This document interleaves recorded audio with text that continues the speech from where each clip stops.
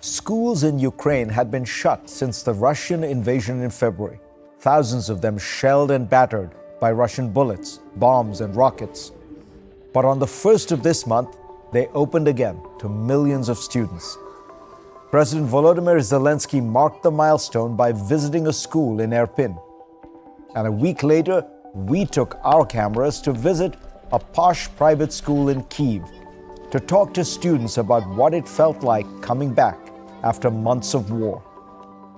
There was a lot of hugging on the first day of school, laughing, but we also sang the hymn of Ukraine, and we just lived like a normal back-to-school day. It was perfect. It was really good. I was really happy that day.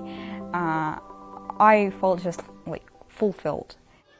But of course, even in the relative calm of this private school, everything is not normal. Air raid sirens still sometimes punctuate the day in Kyiv. When the children go out to play, they have to bring so-called safety bags with them. These are filled with food and water and books and toys, what they need for time spent in the school's air raid shelter. In fact, no school in Ukraine was allowed to open for in-person classes without a shelter. I don't want to live in these war circumstances where I want to study, and it was air sirens 2 days in a row, and I was at school at this moment, and it's really painful. I just want to develop my knowledges. I want to meet with my friends, but I need to go to shelter. For many of the kids, memories of the day of the invasion are fresh. I woke up because of bombs and went with my family to unknown direction. We thought that maybe we would never return home. I was shocked, astonished, devastated. It's really difficult to understand that my town, my hometown, where I am from, is being destroyed every minute, and a lot of people are dying. A lot of my acquaintances are dying, and it's really horrible. Some recall painful separations from friends, from family members. Matvey moved to Spain with his mother, brother, and grandmother. His father stayed behind under martial law. Of course, I think like every day that I worried that maybe it will be a shot in the western Ukraine and my dad can get injured, or my home could get destroyed, so it was really worrying for me. About one subject, almost all the children we spoke to were extremely clear. Their feelings about the architect of this bloody war, Vladimir Putin. He's the stupidest thing that ever was in this world. What are you doing? Look! You kill small children, you kill people, but I definitely know that he know what he do.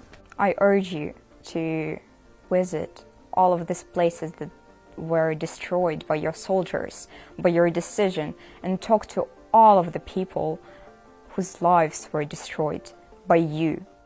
The anger is understandable, but most remarkable about these children, forced to see and live through the unthinkable, was that they somehow managed an extraordinary grace, and they were determined to forge a better future, not just for themselves, but for their country. We are the generation who has to promote it, to develop our country after the war. Soldiers now are fighting in the south and east of Ukraine, and we have to fight here. We have to develop our skills. We have to make a future and a history for our country. Before we left, we asked these young students, future leaders, if they had a message for our viewers around the world. So many of them said the same thing. Ukraine is not just a trend. It's something that is happening right now. It's a real crime, a real genocide, and you cannot forget about it. People need to remember, people have to care, and it's not something that only affects Ukrainians. It's something that will sooner or later affect the whole world, and yeah, you cannot escape that. If you don't help us now, you'll be the next. You'll be the next who will be in the war with this evil who has arisen from the ashes of your indecision. So decide now, or you will need to fight with this on your own land. I don't think that you want it, really. It's just excruciating to see people dying because of their nationality, because they are Ukrainians. So you don't need that. So help us now.